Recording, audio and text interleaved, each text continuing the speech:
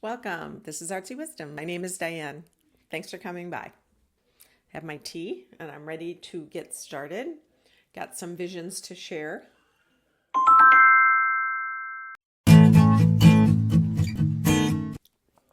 couple exciting things. I mentioned it in my little postings. I got a new iPad. So I've been playing with that. So I'm going to try and mix it up and add some drawings and images to the videos. I'm getting a little frustrated because techie things are not my forte, but I think it's easier to do that than try and draw them and take pictures. So we'll see how it goes. But I did draw, you'll see, some smashed, Donald Trump cake. So you'll see that later. And anyway, thank you for all my new subscribers, all my old subscribers, those of you who are just stopping by to say hi and see what's going on. I am a intuitive. I read tarot, a hypnotherapist, life coach. I do astrology. But what I do is I get into a meditative state and I see images and visions and I try to decipher them. And I get to share them with you guys and see if you can decipher them with me.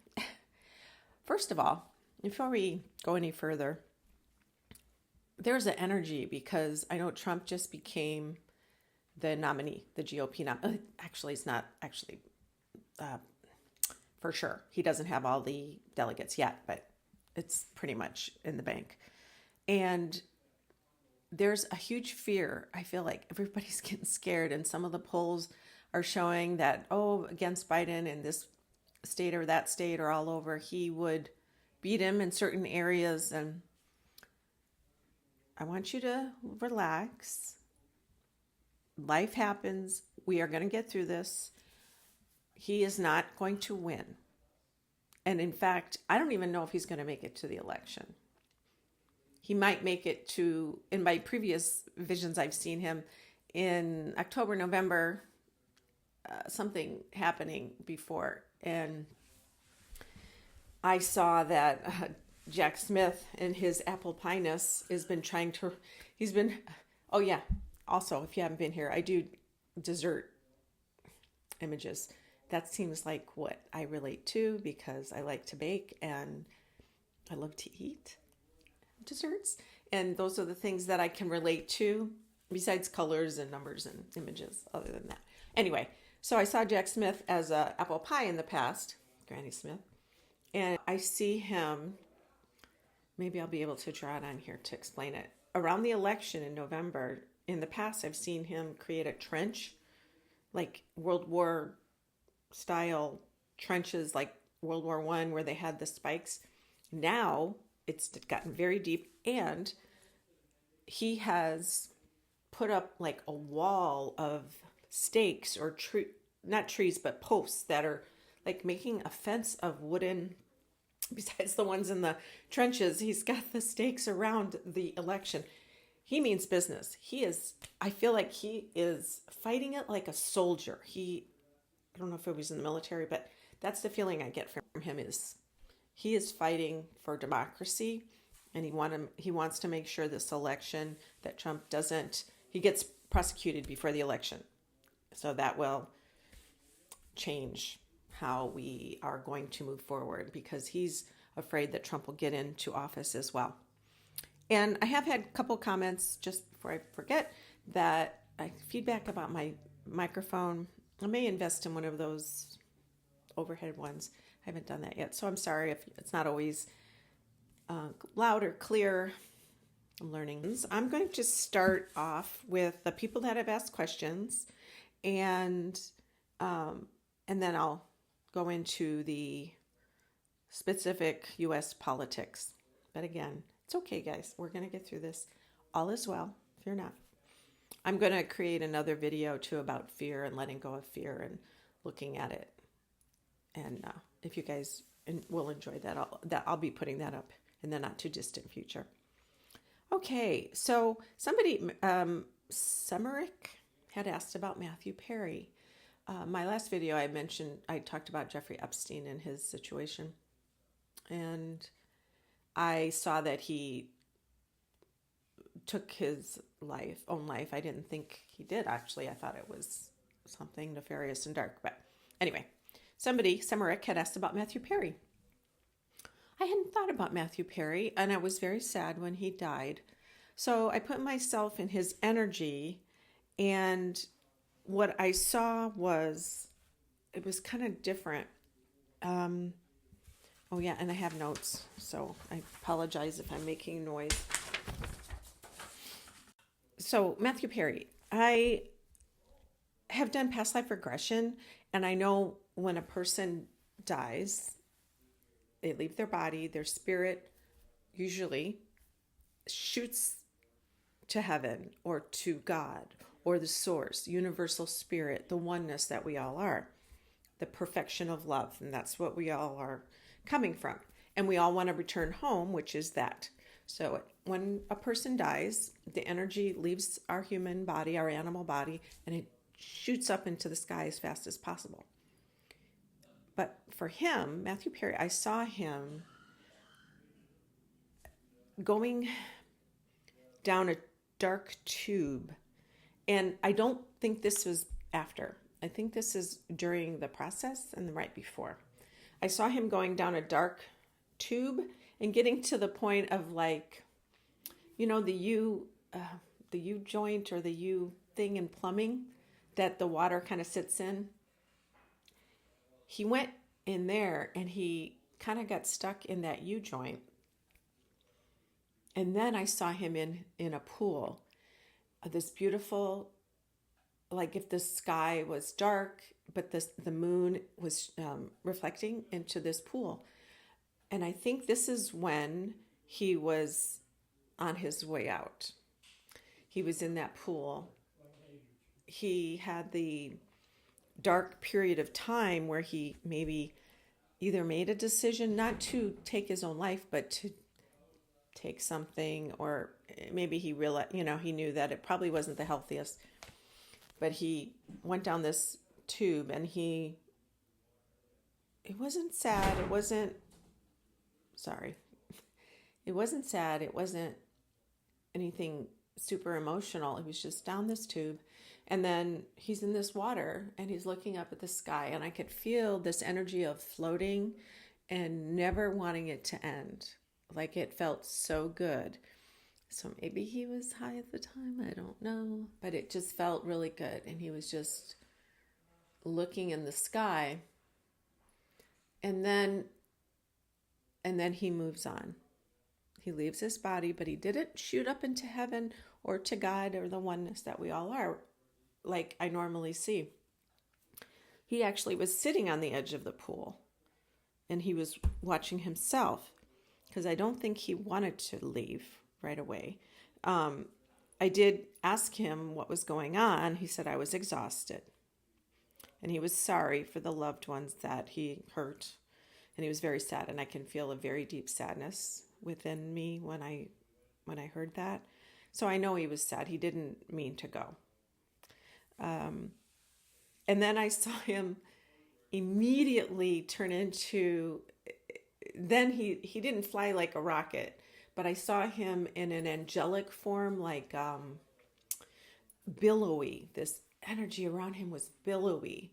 So at some point, his soul is incorporated into an angelic kind of form up in heaven.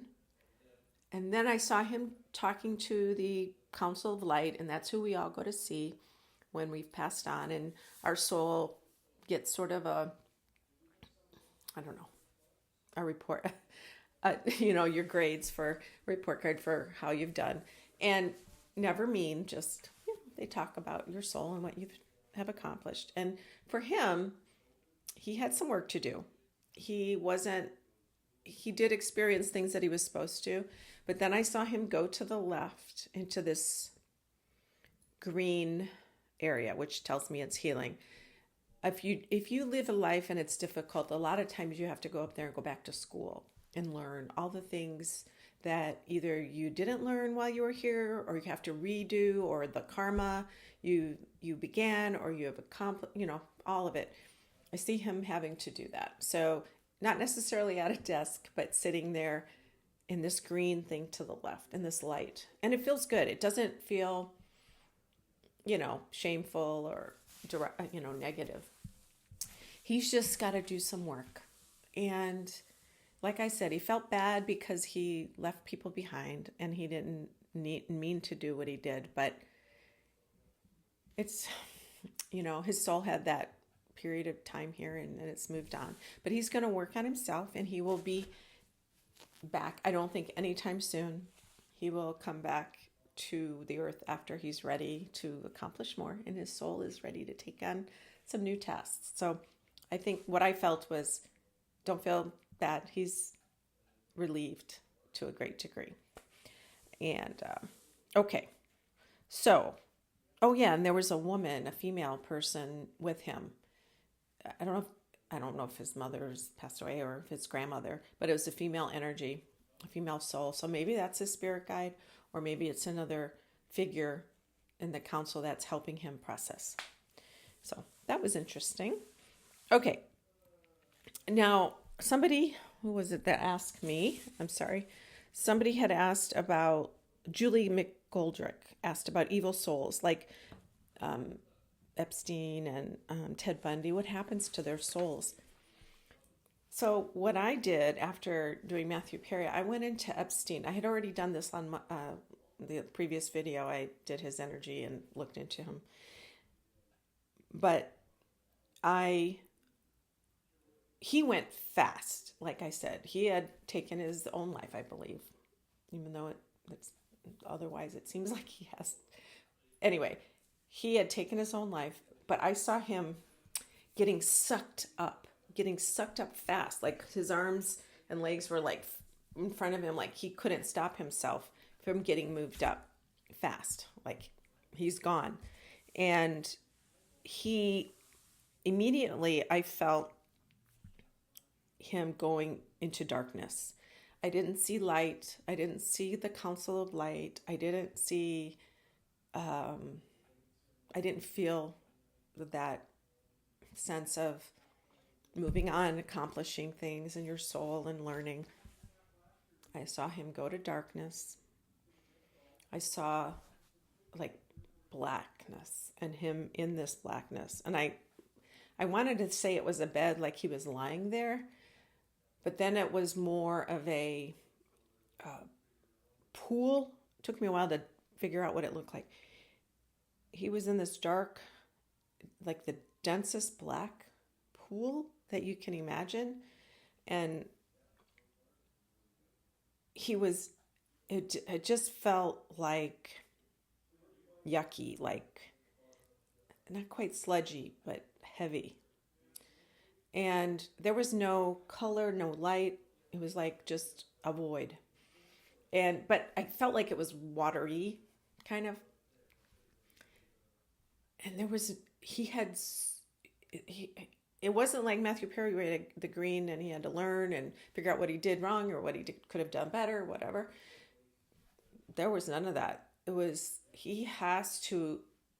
took me a while, he has to assimilate like this black, this evil, this behavior, this filled with ego and animalistic bad, that he's like, I can see him like going in a circle and it's not going away. It's like he has to filter it. It has to go through him. He has to assimilate it. He has to filter it. He has to process it. That's what it is. He's got to process and experience all that he's done. And it's a lot, because I don't see him like anytime soon. It's a lot. I do see, like, below this dark watery layer, I do see glimpses of light, like blue light, like you'd see water, but he's got a long, long way to go. There will be a long time before, and time in the heavenly realms, what is that time? But he's he's going to be paying. Oh, yeah, that was the other thing. He's alone. He's very, very alone. There's nobody helping him. He doesn't have any guides. They may be in the distance and I'm not aware of them, but he is working on this area by himself. And I don't know if it makes anybody feel any better. He has to pay for his sins and his behavior in some way on that level. He will get through it and he will process it, but it's going to take him a long time. And he'll come out and he will filter the darkness and learn what he's done. And he probably, I don't know what he would do later. He'll come down again and whatever that is, it's not decided yet. But again, I felt the very aloneness. And I think that's part of the torture. You know, when people say you go to hell, there's not, I don't think a hell with fire and brimstone, but I think this is what it is. This is aloneness and this processing and experiencing the pain you cause others and you reliving it. And that's, I think, what he's doing.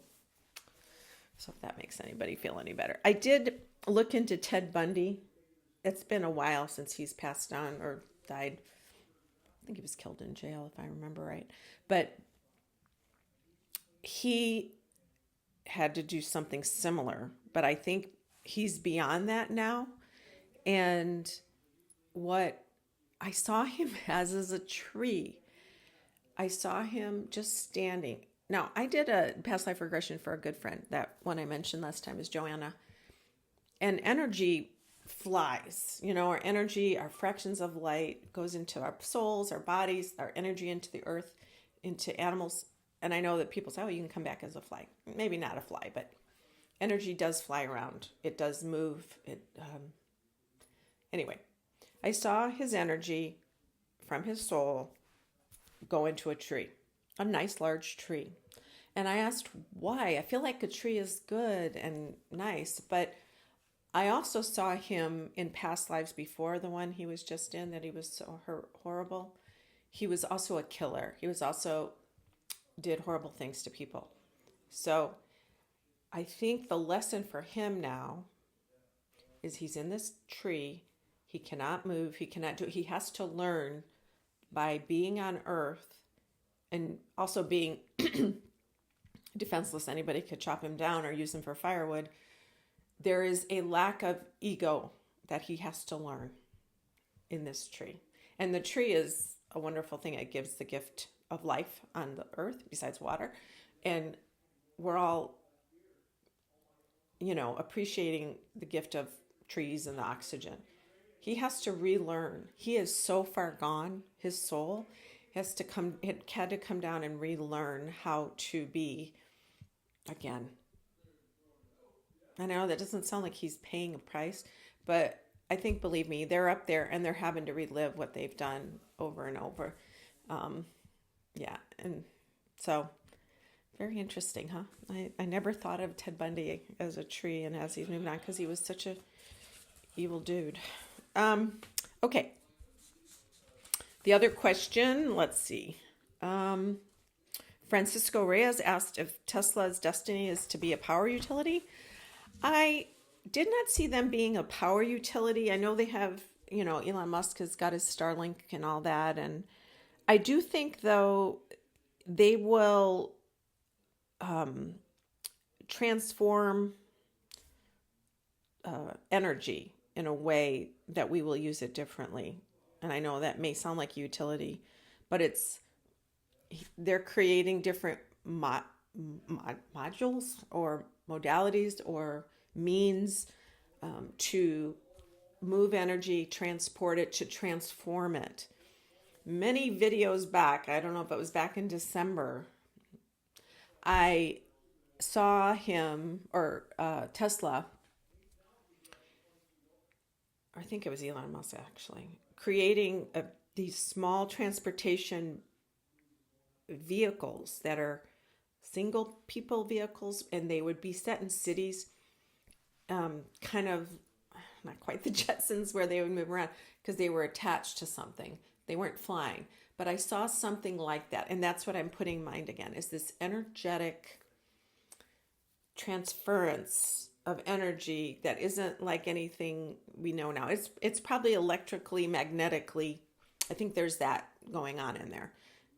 but that hasn't happened yet. But that's what I see. So when it comes to the utility, there may be some power usage or power transformation that we can use that they will come up with, but it's not like massive. I didn't see a massive change like the new Amazon for utilities. I didn't see that. I saw different tools and modalities. Okay. And then someone had asked about Catherine security, Stephen Scrad. He had asked if Catherine, the experience she's had with the security scare and then the solitude with her health, how does that affect her and her family?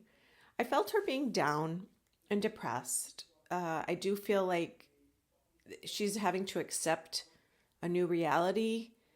I don't know if it's a physical reality. I'm pretty sure it's a physical reality. I mean, come on. I'm sure something has changed within her body that she has to have adjusted to. And I think it will never be the same. I've said in the past, there's something with the tissues, incorporated organs, her colon, something over here. It had something to do with something. So she's down about that. Also, William's new job is speeding up. He's going to have to do more and more as the next in line. And I think she's seeing the end of how their family was. Her health, then the security will change because of all the possibilities that could happen because you have all the crazies out there. And then because George, I think, might be going to a school, Eton. I don't know if that's time yet or not. But the way they've always known their family unit and they've really tried to maintain it is changing. And I think she's grieving that. She's grieving a bunch of different things. And I think she's enjoyed to some degree being part of the royal family and doing her service and being out in the public. But now it's getting to the point where it's getting more real and not as much fun. I think she'll move on and she'll move on from this mind place where she's feeling down. And she'll do more and more, and she'll because of the energy from the people that love her will come in and she'll be okay. It's just an adjustment. But her health will be okay. So don't worry about her health. She's just going to be different inside her mind and in her body. I already did. There's other couple questions. I'm going to save them to the next video. There's one, Nicole Hartnell wanted to know about women leaders in Mexico. Kevin Birdwell asked a lot about Pakistan. That's going to be a whole thing by itself. Oh, and somebody had asked about AI, or I think they were laughing, and I had suggested anything that has AI in it, or the companies that produce it, or they work with other companies, that is growing exponentially. I think if you have the opportunity and you do your due diligence and you look into that, I think that would be an area where things are going to speed up. All right, so American governmental stuff.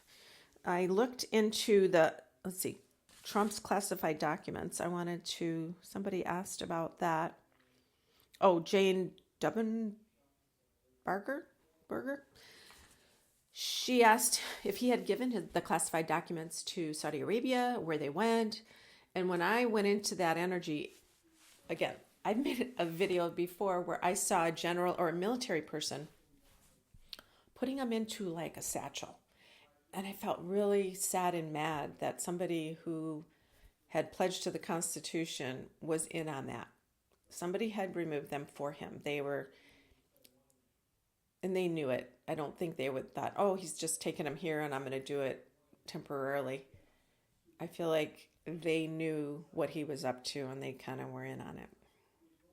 So what I did see was casually handing these things just being passed around.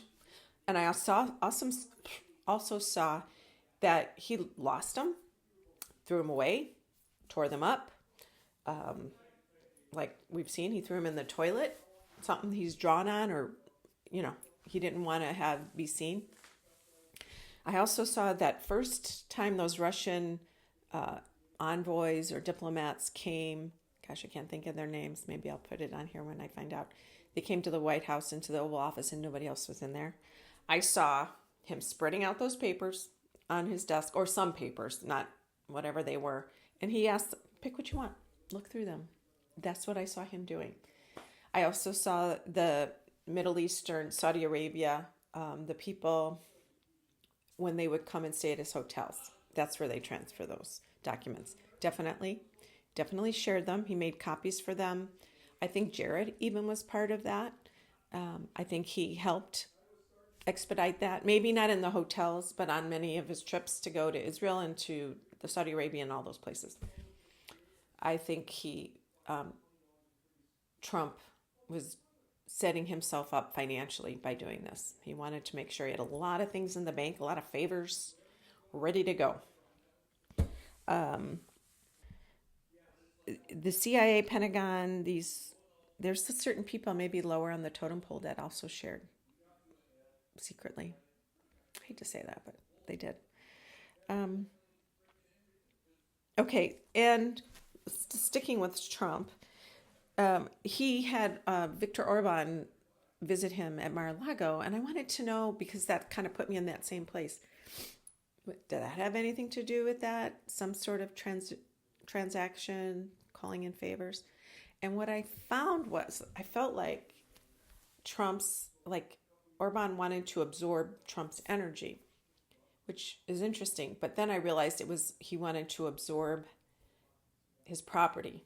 And I think Trump may be doing some sort of deal to get money to pay some of these appeals, or put money in the bank so he can continue to run for office. There's something going on there that Trump is trading for. And I think Orban is excited because he wants to absorb Trump in some of the properties if he doesn't pay him back. I think that's a big positive thing that he's looking forward to doing. He, in the past, that I saw him as a tree. Viktor Orban is a tree that's being eaten away, or he's trying to destroy it, taking away people's rights and changing their democracy to autocracy or dictatorship. But that tree is super solid over here. It's getting eaten away here, and there's disease, and he's opening it up to bugs here. But the tree itself is still holding on. So I feel good about that for Hungary's sake. I also looked about the Maga people, the Maga. This is about my only dessert, probably. Well, I've always seen the Maga people as the boba tea balls, the little black tapioca balls in the cups. And I wanted to find out in the future what is going to happen to them, because I know that Trump won't get in, and they won't have a place to put that energy. What's going to happen? And so they're going to be in this liquid, in this tea, and I saw it just going down and down, and all that's left was the little balls, and little by little they're starting to dry out, and they dry out, and they dry out, because that energy, the Trump liquid, whatever that is, and I've seen them as that cake, the broken cake that fell off the shelf, and their boba tea, they'll stay there until the very last second. Most of them are committed for life, until time changes, their circumstances change, but they're there until they get completely dehydrated, and they're nothing but dry little balls at the bottom, tapioca balls at the bottom of a cup. But I did see in a couple years them getting rehydrated. Somebody like Josh Hawley, somebody like that. In the past, I've done videos where I saw somebody even worse than Trump, that's younger, that will take advantage of them and sort of reignite them, rehydrate them. So I feel bad, because we do need to absorb those boba tea MAGA people into the world, but it's hard when everybody is so divisive and we're in our black and white cookie where, so linear and defined. So I think over time, and I'm being hopeful, but at the same time, I believe they will dissipate and other things will happen. Our democracy is in a precarious place. That's a real thing. It is definitely in a precarious place. There's a lot of things that could tip it over here and there. Corporations, money, dark money is seriously a bad thing. But I do think we're going to be okay for the election. Beyond that, there has to be some laws, and we need to do some reconfiguring of the Congress is going to have to come up with ways to limit the dark money and the ways that the money that can go into to create these PACs that keep people, instead of just making a donor, under $5,000, they can put it all together and they get what they want. And some of that isn't for the betterment of the United States of America. And again, I'm going to repeat, I'm an American. I'm also a Democrat. I'm a moderate conservative Democrat who believes in fiscal responsibility and social responsibility. And I believe in a lot of public safety. And there's a lot of things so I'm not going to apologize for that. So that's where I am. Now, just quickly, Fani Willis, I wanted to, I asked about her because I wondered how that's going to go in Georgia. I don't feel like there's going to be a decision for another maybe a week and a half or 2 weeks. The judge is going to make a decision. And honestly, I saw her as a dark fudge-filled cupcake. But on the stand, I wasn't sure if I believed her as much as I would have liked. Now, Nathan Wade, for sure. I think he was being very deceptive, and immediately when I was watching him, and I don't know what they were not saying that was truthful or not truthful, but I was mad because I knew something was going on, and it just ruins it. The whole process, the prosecution got tainted because of that, because of them. So I think she will stay around on the case. I see her as being very white and strong, even though she's a chocolate fudge with, like the volcano molten lava cake thing. That's what I saw her as. But I did see her energy as being really strong. So she gets removed, which I don't think she will. She's going to be there. She's going to be a dominating factor, as one is when there's dark chocolate fudge, a brown or cupcake with a molten center.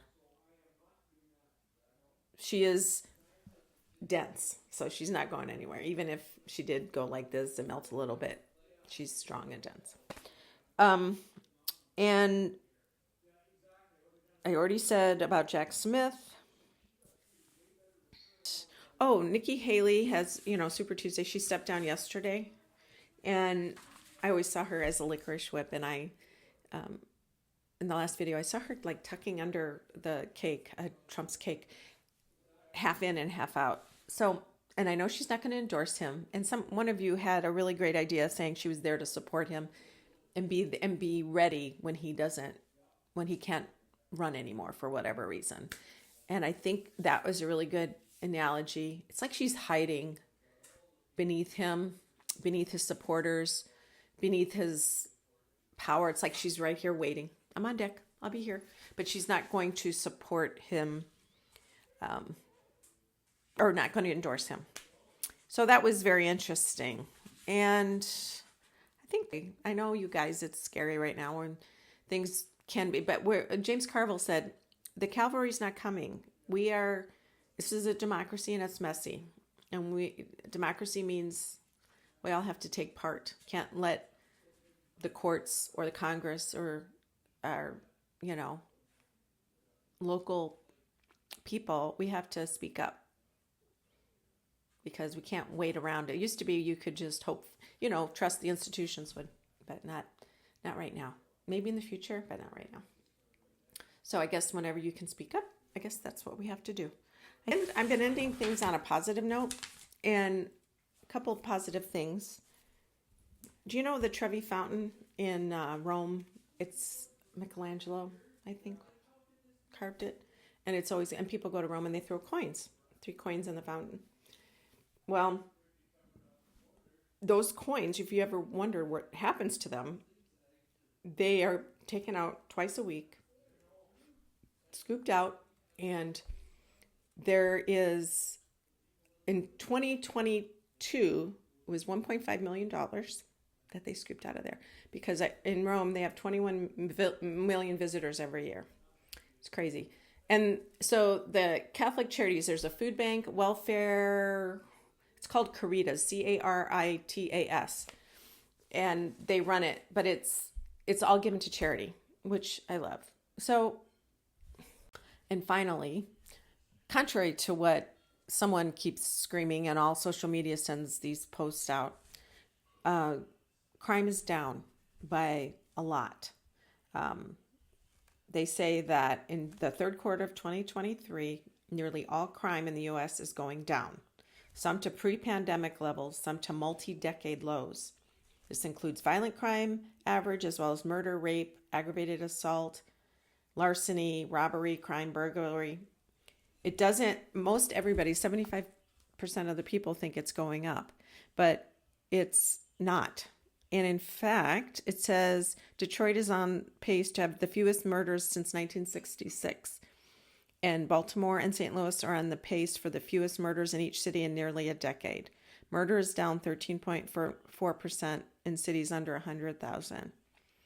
And then there are, anomalies here and there, but that's the average. And it says your 8 cities, these are all cities, on the border. I think Brownsville, McAllen, Laredo, Eagle Pass, El Paso, Texas, Sunland Park, New Mexico, Yuma, San Diego had a homicide rate of 4.2 per 100,000 inhabitants compared to 6.2 on the national average. So that's lower than the national average. El Paso, a city of 677,000 near the border, remains one of the safest communities of its size, according to the analysis by Axios. So do your research if you don't believe me.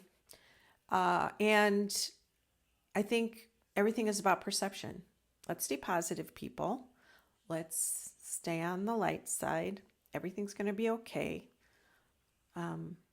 Take that fear and put it aside. Like I said, I'll do another video on fear because it's hard. But anyway, thanks for coming by. Please share, like, subscribe, and again, comment, questions. That's awesome. And till next time.